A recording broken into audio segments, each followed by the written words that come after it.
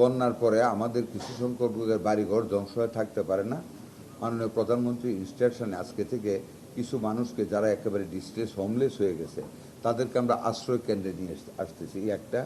Secondly there is a very chance, high chance of cholera, সেটার জন্য আমরা সম্পূর্ণরূপে প্রস্তুত আছি।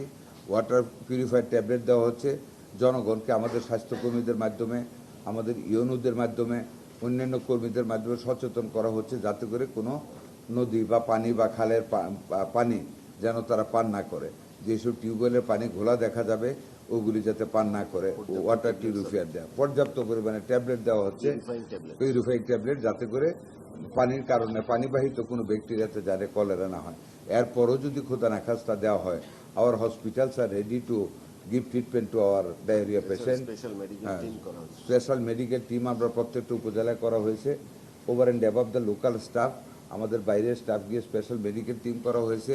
পর্যাপ্ত পরিমাণ সিরিঞ্জ আছে, পর্যাপ্ত পরিমাণে 2 প্রকারের আমাদের ডেক্সট্রোজ স্যালাইন আছে।